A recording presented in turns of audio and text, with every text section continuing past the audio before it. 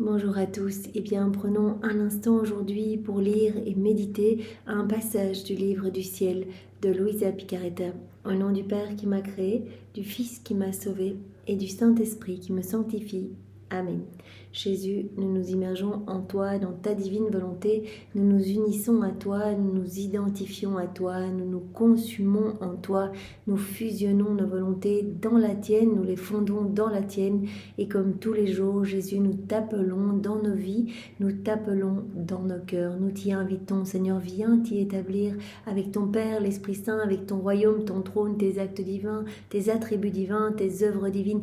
Viens, Seigneur Jésus, viens prolonger ta vie en chacun de nous. Nous voulons être comme des extensions de toi-même, des humanités de surcroît pour toi. Aussi, Seigneur, utilise nos mains, nous te les donnons. Viens agir à travers elles, viens marcher dans chacun de nos pas, viens regarder à travers nos yeux, viens parler à travers nos lèvres, respirer dans nos respirations, penser dans nos pensées.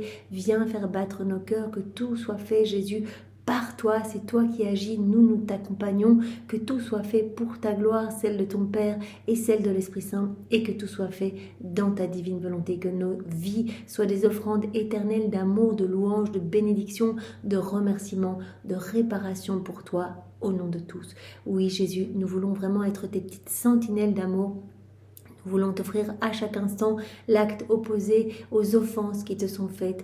Nous voulons t'entourer de ton propre amour, t'offrir l'amour de ton Père. Nous voulons t'aimer avec l'amour de l'Esprit Saint, avec l'amour trinitaire, avec l'amour de ta maman, te recouvrir de ses baisers, de ses caresses, de sa tendresse, des mots tendres qu'elle avait l'habitude de te dire. Nous voulons, Jésus, t'ensevelir de cet amour et te demander, au nom de toutes les générations, de tous les temps, que vienne s'établir ton royaume d'amour ici-bas. Nous voulons également te demander que toutes les âmes soient sauvées et que plus aucune âme ne se perde, qu'il y ait vraiment la conversion de toutes les âmes, Seigneur.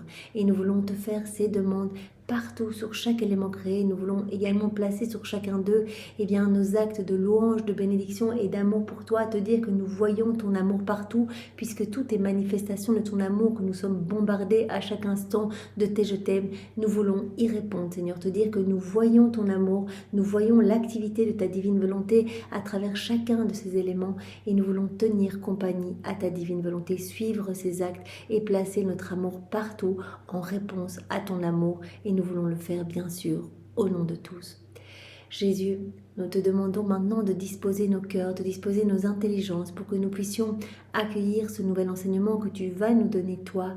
Seigneur, tu sors toutes ces vies divines de ton sein paternel et tu nous demandes vraiment d'être préparés, d'être disposés pour que ces trésors ne se perdent pas, mais qu'au contraire, ils puissent vraiment embaumer notre âme, qu'ils puissent nous parfumer, nous transformer profondément, et que nous puissions te laisser agir en nous, être poussés à cette mise en pratique. Au plus nous allons lire, au plus nous allons avoir cette envie de nous unir à toi dans notre quotidien. Au plus nous allons ressentir ce besoin de vivre dans ta divine volonté et nous allons désirer que cela, Seigneur. Donc vraiment, chaque vérité que tu nous donnes permet à notre âme d'être travaillée, comme si notre âme, comme tu nous l'avais dit, était un fer noir et dur, et à force de lecture, à force de ces connaissances que nous digérons, de ces bouchées de lumière que nous assimilons, tu travailles notre âme, tu la façonnes, tu la transformes et tu nous fais grandir à ta ressemblance, Seigneur. Alors merci, et que nous puissions être vraiment disposés,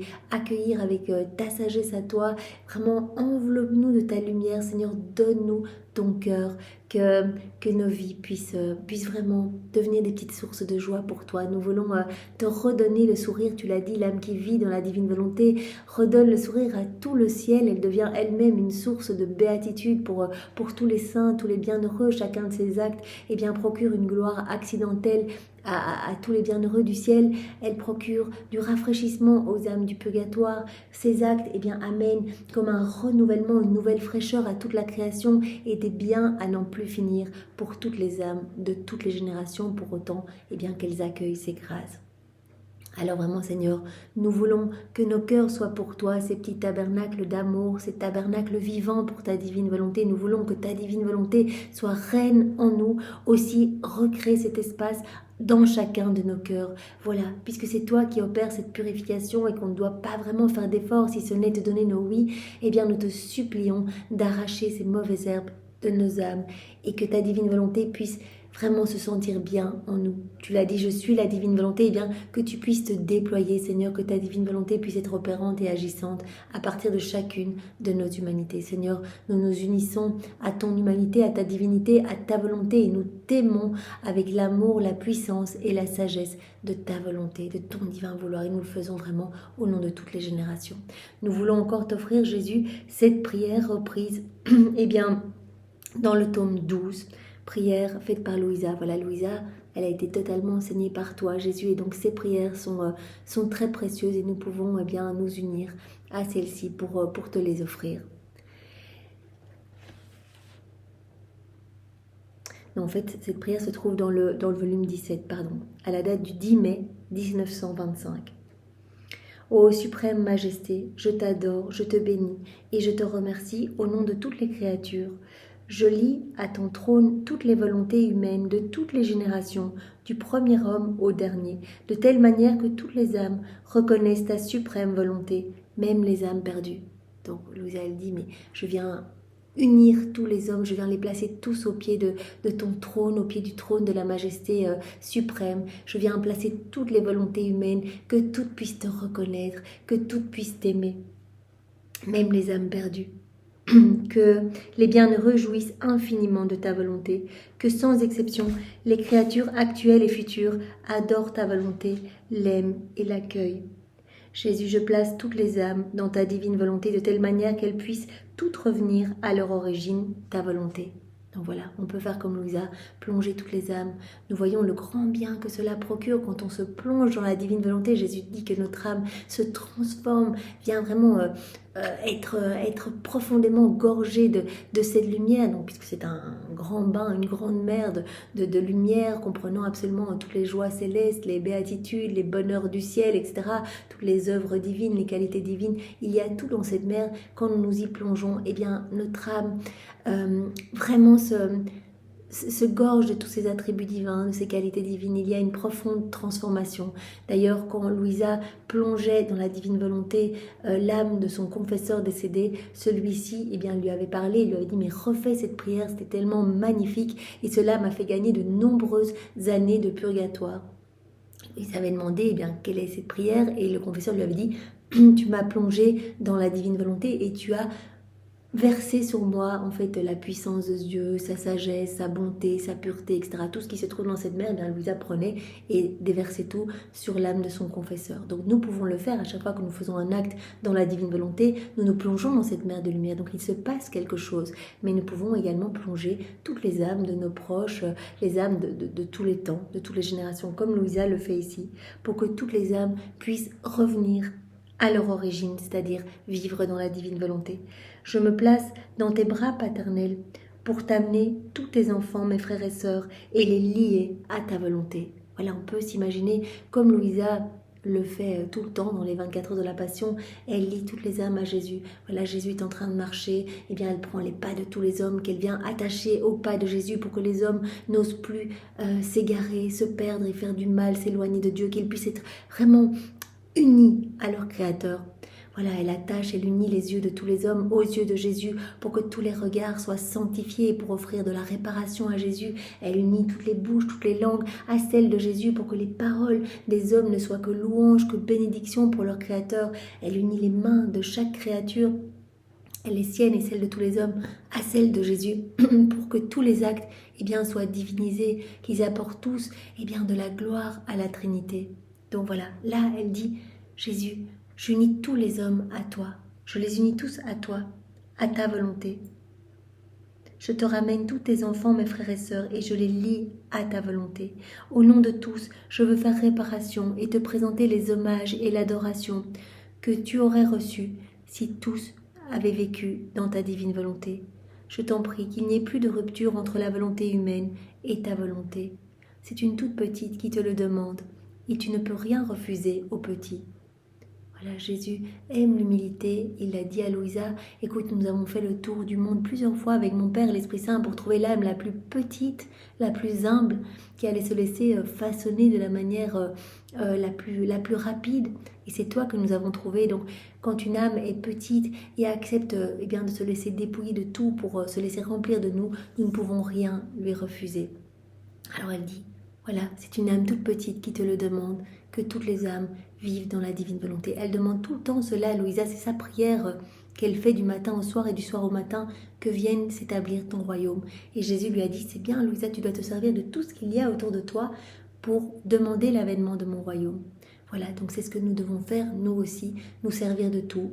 Le vent souffle sur notre visage, et bien Seigneur, dans chaque brise de vent, nous te demandons que vienne s'établir ton royaume, dans chaque goutte d'eau, nous plaçons nos je t'aime pour toi, nous répondons à ton amour et nous te demandons le rafraîchissement des âmes et la disposition de tous les cœurs pour que tous puissent accueillir ce grand don de la vie dans la divine volonté. Je marche, Seigneur, et bien j'attache mes pieds aux tiens, ceux de tous les hommes, qu'ils marchent tous vers toi, qu'ils reviennent tous à toi, Seigneur, je conduis, Seigneur, je conduis toutes les âmes à ton cœur, qu'elles puissent toutes se réjouir de s'unir à toi et qu'elles puissent toutes accueillir ce don de cette inséparabilité avec toi, Seigneur, que tu puisses les travailler, les transformer et qu'elles puissent vivre dans ta divine volonté. Voilà, je mets la table, Seigneur, je dispose tous les cœurs à t'accueillir, je remets de l'ordre dans tous les cœurs, Seigneur, toujours mettre une intention, c'est l'intention qui va changer la finalité de l'acte, faire quelque chose dans la divine volonté, avoir l'intention de laisser Jésus faire l'action en nous, avec l'intention de le glorifier, de l'aimer pour tous, de faire réparation pour tous, c'est magnifique. Notre acte ne sera plus un acte humain, mais deviendra un acte divin et éternel. Donc, comme nous l'avons vu dans cet exemple de prière, Louisa, elle vient continuellement ramener tous les hommes de toutes les générations au pied de la Trinité. Elle attache tous les hommes à la volonté de Jésus. Elle supplie pour que ce don soit accepté par tous, que tous puissent revenir à cette place d'Adam dans son état d'innocence, à leur origine, à ce pourquoi, à cette place que Dieu a voulu pour chaque homme, en fait, cette place vraiment d'enfant de Dieu, d'enfant de lumière. Donc voilà, nous devons vraiment nous inspirer de toutes les prières de Louisa que Jésus lui a apprises, voilà, pour toucher le cœur de Jésus, le cœur de son Père et de l'Esprit Saint. Alors vraiment, une prière aussi apprise par Marie à Louisa. Marie a dit une prière qui est très puissante sur le cœur de mon fils, c'est quand tu te revêts de tous les attributs de sa passion. Voilà, tu places sur ta tête sa couronne d'épines, tu mets dans tes yeux ses larmes, tu recouvres ton visage de crachats, de coups, de bleu, de son sang, tu recouvres ton cœur et ton corps de meurtrissures, de sang, tu crucifies tes mains et tes pieds, tu transperces ton côté, tu prends la croix sur tes épaules et tu viens te présenter comme cela devant le trône de l'Éternel et tu fais ta demande dans la divine volonté.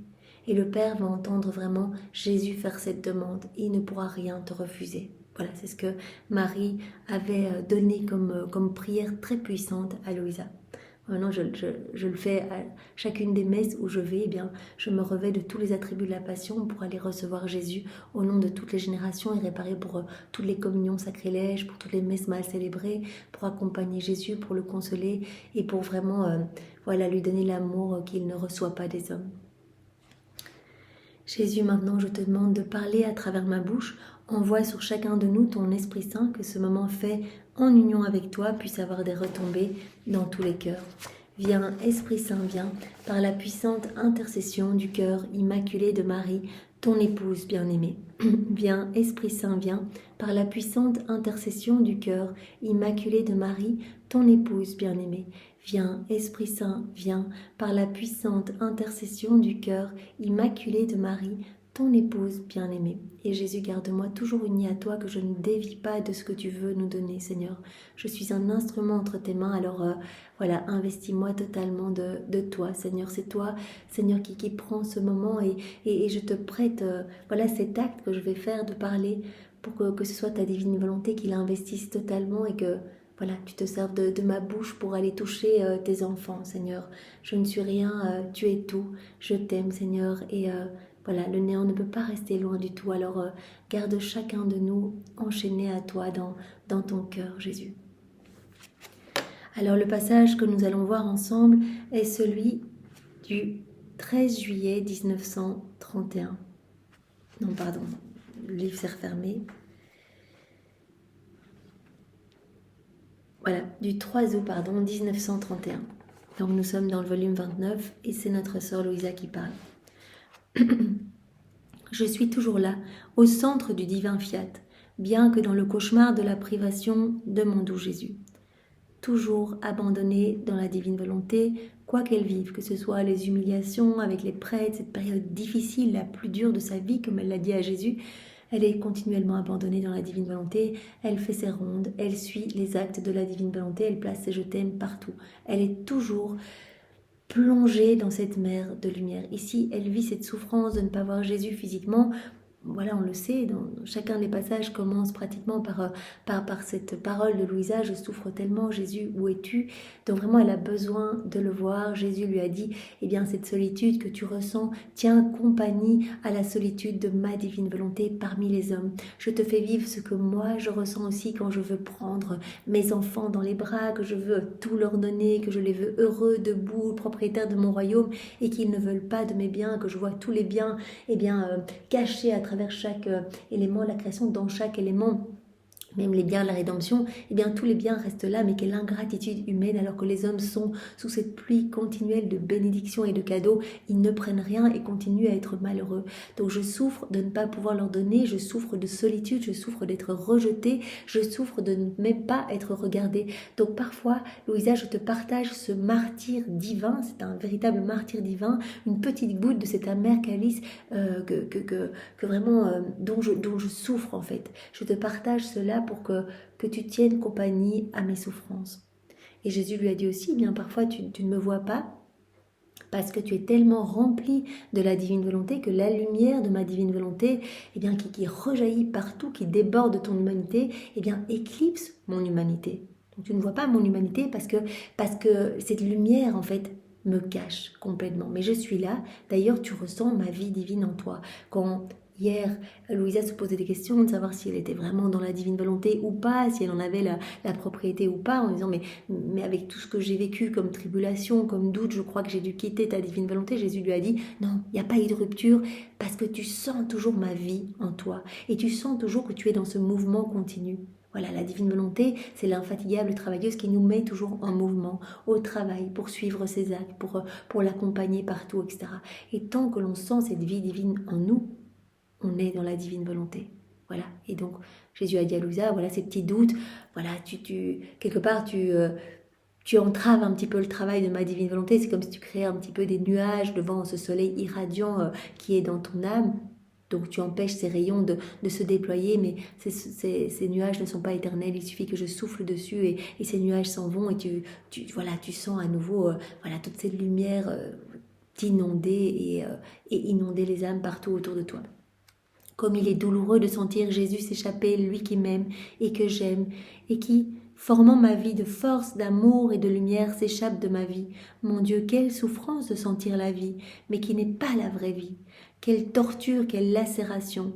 Et comme je me sens répéter, il n'y a pas de douleur semblable à la mienne. Jésus lui a dit effectivement, c'est une douleur qui est vraiment... Jésus peut mesurer cette souffrance, parce que c'est une goutte de ce que lui ressent. Il parle vraiment d'une souffrance de Dieu, en fait, une souffrance divine. Et il lui dit, mais cette souffrance que tu vas unir à mes souffrances, que tu vas vivre dans la divine volonté, cela va permettre à des âmes qui s'arrachent de mon cœur, qui ne veulent pas de moi, qui ont déjà pris le chemin de la perdition, qui portent l'empreinte de leur perte, etc., de revenir à moi. Voilà, ces souffrances que tu vas offrir, que tu vas vivre en union avec moi, vont porter les fruits de mes souffrances rédemptrices et ces âmes vont revenir, vont vraiment reprendre le chemin vers mon cœur. Donc ne perds aucune de tes souffrances et à travers Louisa, Jésus s'adresse nous à notre toute petite échelle, nos petites souffrances, voilà nos petites tribulations. Jésus dit ne perds rien, offre-moi tout, vis tout uni à moi parce que je peux sauver des milliers d'âmes par tout ce que tu m'offres, tout ce que tu fais avec moi, dans ma divine volonté. Il n'y a pas de douleur semblable à la mienne. Le ciel et la terre pleurent avec moi et tous implorent pour moi le retour de ce Jésus qui m'aime et que j'aime. Souvent, Louisa, elle se sert bien des éléments de la création, elle place ses petits je t'aime partout et elle place souvent cette parole partout puisqu'elle sait que dans la divine volonté, eh bien, tout va résonner de ses prières. Quand on dit je t'aime à Jésus dans la divine volonté, eh bien, nos je t'aime vont aller se placer partout où la divine volonté est à l'œuvre, c'est-à-dire dans chaque élément de la création, le soleil, ses rayons, chaque goutte de pluie, chaque brin d'herbe, chaque fleur, dans chaque semence, que ces semences vont produire, les animaux, etc. Donc, toute la terre va résonner de ce je t'aime par exemple. Donc sachant cela, eh bien, elle se dit je vais rappeler Jésus en plaçant mes petites demandes, mes petits pleurs sur chaque élément de la création, en disant Jésus je t'aime, reviens voir ta petite exilée, reviens me voir, j'ai besoin de toi. Je m'abandonnais encore plus dans ce divin fiat que personne ne peut m'enlever, pas même Jésus lui-même. Donc ça, c'est vraiment intéressant. On voit vraiment l'évolution de Louisa qui est de plus en plus imbibée dans la divine volonté. Elle a atteint ce 4e niveau de vie dans la divine volonté où, en fait, le divin vouloir, la divine volonté est totalement reine en elle. Elle dit même si je voulais quitter la divine volonté, cela serait impossible. Jésus lui a dit effectivement ce serait impossible, tu as fermé tellement de portes parce que chaque acte que tu as fait dans ma divine volonté, eh bien j'ai retiré quelque chose d'humain en toi pour y mettre quelque chose du ciel. J'ai fermé des portes qui auraient pu te ramener dans ta volonté propre et j'en ai ouvert d'autres, te gorgeant de ma lumière divine, te remplissant eh bien, des trésors célestes. À chaque fois, eh bien, j'ai dilaté ton cœur pour que tu puisses accueillir plus d'amour. Rappelons-nous, Adam, il a reçu l'acte croissant. Donc l'acte croissant pour toujours croître en sainteté, en beauté, en pureté. Chaque fois, Jésus nous donne quelque chose de nouveau et on peut croître de plus en plus à sa ressemblance.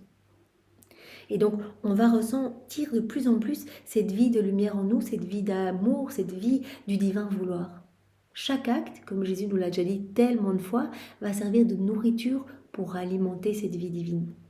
Voilà, cette petite semence de lumière, cette vie divine en nous que nous avons reçue, eh bien, soit nous l'étouffons en vivant dans nos volontés propres, en nous déconnectant du divin vouloir, en nous déconnectant de Dieu, on agit seul, on remplit notre âme eh bien, de décombres, de noirceur, etc.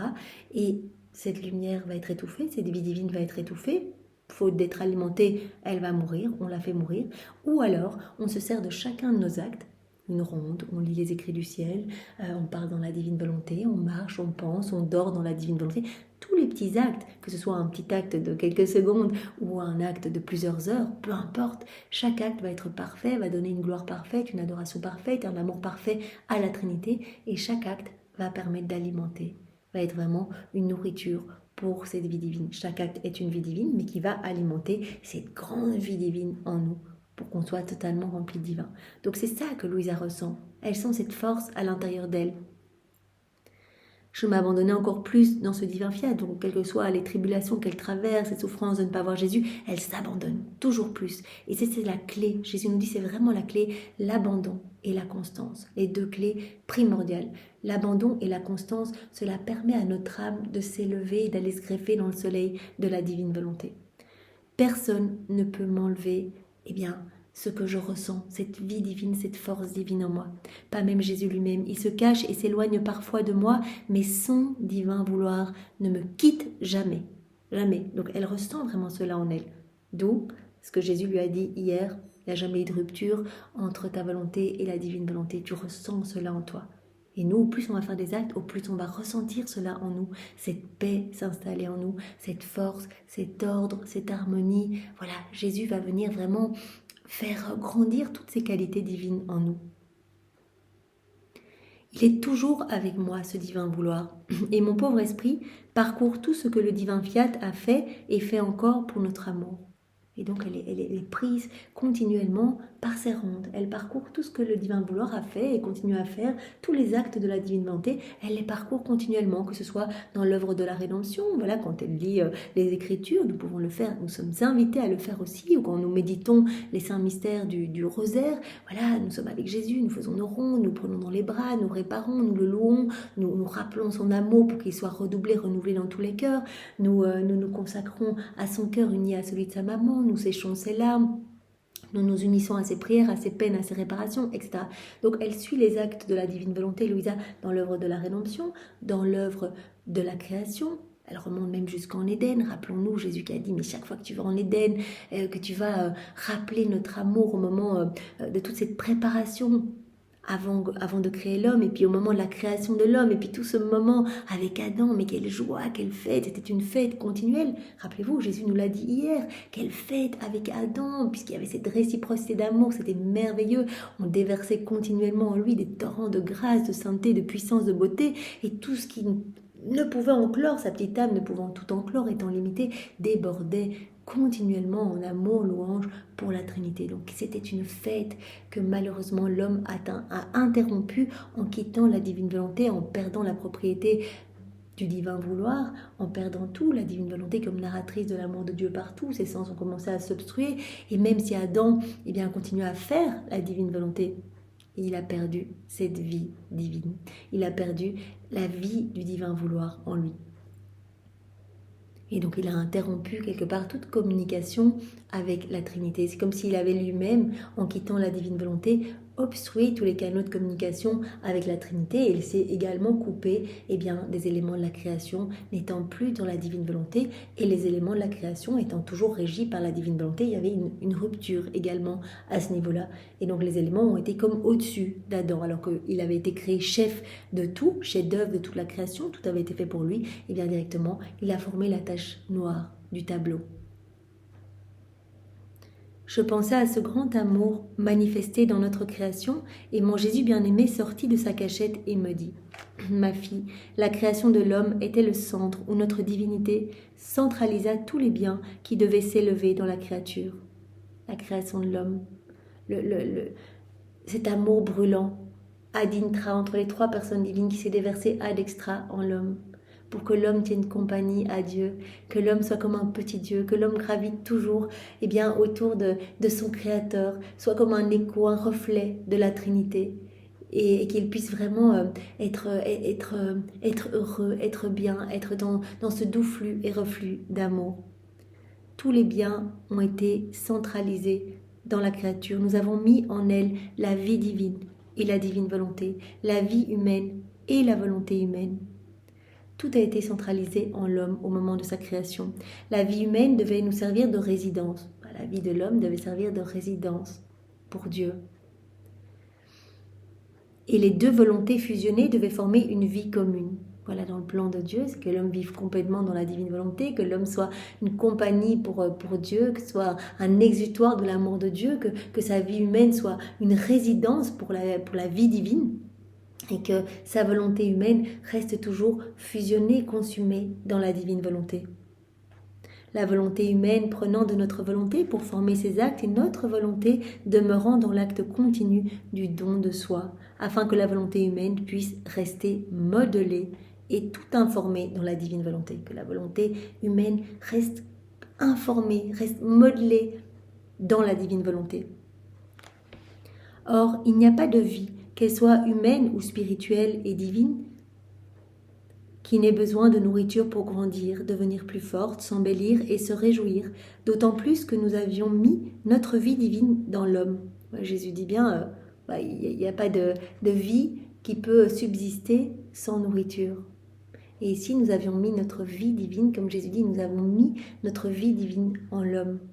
Donc il fallait que cette vie soit alimentée par l'homme. Et comme il était incapable de recevoir toute la plénitude de l'être divin, nous avons mis en lui ce qu'il pouvait contenir de notre vie, lui donnant la liberté de la faire grandir autant qu'il le pouvait et le voulait. Donc, comme nous l'avions vu il y a quelques jours, comme nous l'avons redit maintenant, l'acte croissant a été donné à l'homme. L'acte croissant greffé au libre arbitre de l'homme, faire grandir cette vie divine ou l'étouffer. Faire grandir cette vie divine en faisant des actes dans la divine volonté, en unissant, en fusionnant notre volonté humaine à la divine volonté. Notre vie dans l'homme ayant besoin de nourriture pour grandir, il était nécessaire de mettre en l'homme une divine volonté, car notre vie divine n'aurait jamais pu s'adapter aux aliments de la volonté humaine. Ce n'est pas avec notre volonté humaine qu'on va faire grandir cette vie divine. Donc il fallait cette volonté divine, cette divine volonté, pour que l'homme, en fusionnant sa volonté propre dans la divine volonté, puisse alimenter cette vie divine et la faire grandir. C'est pourquoi tous les actes de la créature, accomplis en vertu de notre divine volonté et en elle, servaient de nourriture et faisaient grandir notre vie divine en elle, de telle sorte que dès que la créature faisait ses actes dans notre fiat, elle prenait tantôt de notre amour et nous en nourrissait, tantôt de notre force d'âme, tantôt de notre infinie douceur, tantôt de nos joies divines pour nous en nourrir. Voilà, chaque acte qu'Adam faisait dans la divine volonté alimentait cette vie divine en amour, en sainteté, en joie divine, en douceur, etc. Quel ordre, quelle harmonie entre l'homme et nous dans la création, jusqu'à lui demander notre propre nourriture, non parce que nous en avions besoin, mais afin de maintenir l'enthousiasme d'amour, la correspondance, l'union inséparable entre lui et nous. Donc la divine volonté vraiment a été donnée à l'homme pour qu'il puisse faire grandir cette vie divine, qu'il puisse être vraiment dans ces liens d'inséparabilité avec son Créateur. Tandis qu'il s'occupait de nous, nous nous occupions à le nourrir et à préserver notre chère résidence. L'homme étant la résidence de Dieu, eh bien l'homme s'occupait de faire grandir cette vie divine, donner de l'amour à son Créateur, etc. Et Dieu s'occupait vraiment de l'homme, vraiment le couvrait de grâce, de bénédiction, parce que l'homme était sa résidence. Nous nous occupions de nourrir et de préserver notre chère résidence, lui faire d'autres merveilleux dons afin de le rendre plus heureux, de l'aimer plus, et de nous faire aimer davantage. Mais veux-tu savoir quels sont les dons les plus merveilleux que nous faisons à la créature? Quels sont les dons, les cadeaux les plus merveilleux faits à l'homme? C'est en lui manifestant une connaissance de notre être suprême, une vérité qui nous concerne, un de nos secrets. Jésus dit, c'est le plus beau cadeau, c'est une vie divine. Chaque connaissance est une vie divine. C'est vraiment une naissance que nous sortons de notre sein paternel pour vraiment, donner un précieux joyau à l'homme. Un de nos secrets, voilà le don le plus beau que nous lui faisons. Chacun de ces dons forme un lien supplémentaire entre la créature et nous. C'est vraiment intéressant, chaque connaissance que nous recevons forme un lien supplémentaire. On digère cette vérité et vraiment, on va être davantage liés. On va être davantage liés à la Trinité. Chacun de ces dons forme un lien supplémentaire entre la créature et nous, et chaque vérité est une propriété que nous mettons dans son âme. Un cadeau supplémentaire dans notre âme, qui embellit notre âme. C'est que dans l'âme où règne notre volonté, nous trouvons notre divine nourriture, notre propriété, dans la mesure où cela est possible pour une créature, notre résidence. C'est par conséquent nous-mêmes que nous trouvons dans notre maison. Voilà. En fait, comme Jésus nous l'a dit, il a pu s'incarner en la Vierge Marie parce qu'elle était totalement dans la divine volonté et qu'il a pu retrouver dans son sein, en fait, dans l'âme de la Vierge Marie, il a pu retrouver en fait tous les délices du ciel. Chaque acte fait dans la divine volonté, Jésus prononce son fiat créateur et quelque chose du ciel est créé. Nouvelle beauté, nouvelle floraison, nouvelle pureté, des choses incroyables qui sont créées dans notre âme. Et donc petit à petit, en fait, on recrée un paradis dans notre âme. Jésus parle même d'un palais céleste.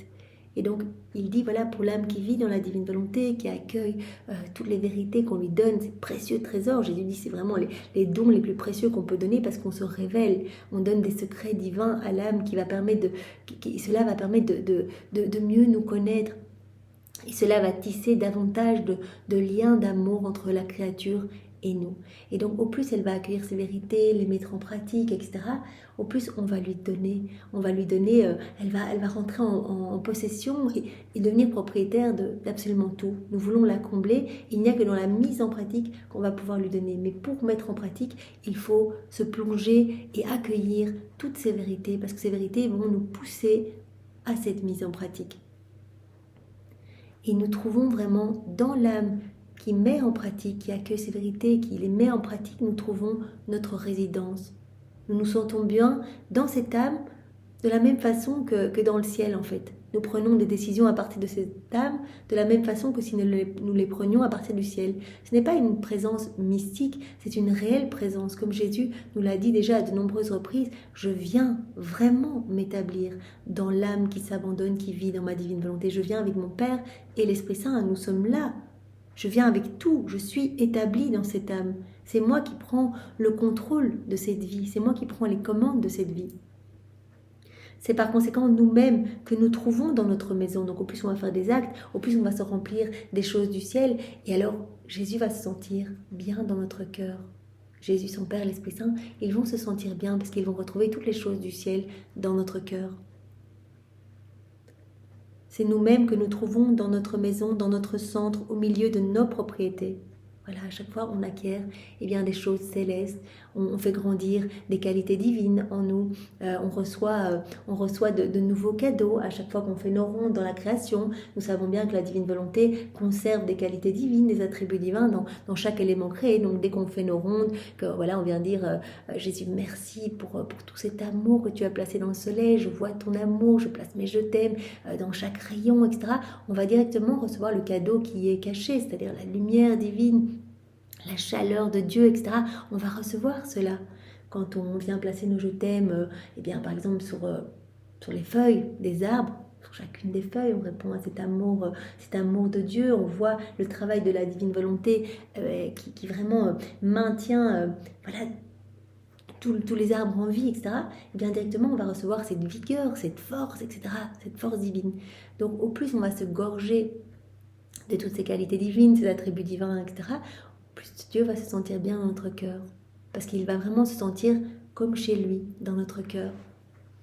Vois-tu par conséquent ce que signifie faire régner notre volonté et le grand bien de te faire connaître nos vérités. Chaque vérité va vraiment être un lien supplémentaire, comme nous dit Jésus ici, parce qu'on nous révèle un secret du ciel et en fait cela nous donne cette soif de faire nos rondes, cette soif de lire davantage, parce que Jésus dit en fait je vous séduis, donc vous allez retourner dans ces écrits du ciel, etc. Cette soif d'appeler Jésus dans nos actions, on voit la préciosité de ce cadeau et Jésus dit je ne vais pas faire un cadeau si l'âme ne mesure pas la grandeur de ce cadeau. Je pourrais le donner comme ça, mais alors les âmes, on ferait n'importe quoi et finiraient par rentrer dans la divine volonté, en ressortir, etc. Tandis que quand on le demande tous les jours, à chaque instant, on fait nos actes préalables le matin. Seigneur, je veux vivre dans ta divine volonté. À chaque instant, je t'en supplie, donne-moi ce don, donne-moi ce don. À chaque fois, Jésus nous prête sa volonté. Il mesure notre constance dans l'épreuve, dans les tourments. Est-ce qu'on veut encore quand ça ne va pas autour de nous, etc. Est-ce qu'on accueille tout comme venant de ses mains? Est-ce qu'on s'abandonne? Est-ce qu'on est constant, etc. Il mesure cela. Il nous prête sa volonté continuellement. Et à un moment, en voyant que vraiment on y aspire tellement, il va nous la donner. Donc ça, c'est vraiment magnifique. Vois-tu par conséquent ce que signifie faire régner notre volonté et le grand bien de te faire connaître nos vérités. Donc les vérités sont vraiment primordiales. Chaque vérité va vraiment alimenter cette vie divine en nous, va tisser de nouveaux liens avec la Trinité. En plus, quand on les médite dans la divine volonté, on les accueille dans la divine volonté, Jésus nous parle, nous façonne, et vraiment c'est un acte que nous faisons, donc on alimente cette vie divine. Et Jésus a dit, à chaque fois que vous faites des actes, que ce soit recevoir une vérité, ou bien me dire que vous m'aimez, me louer, me bénir au nom de tous, réparer, etc., eh bien, vous vous rapprochez de moi, vous grandissez en intimité avec moi.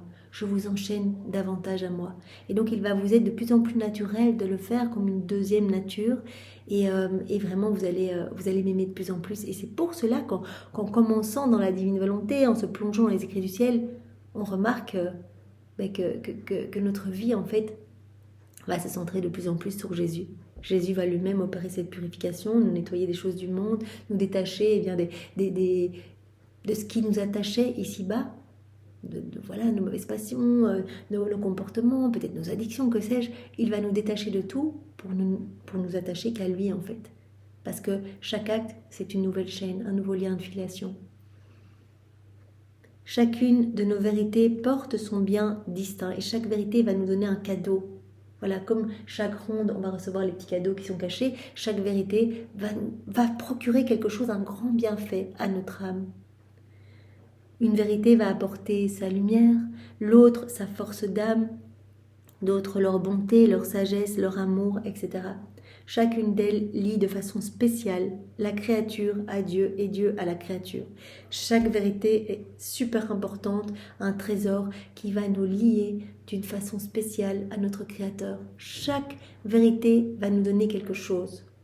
C'est pour cela que Jésus dit souvent à Louisa, n'omet rien, s'il te plaît, même si tu as l'impression que ça ne fait rien pour toi, moi je sais quelle vérité va toucher telle âme.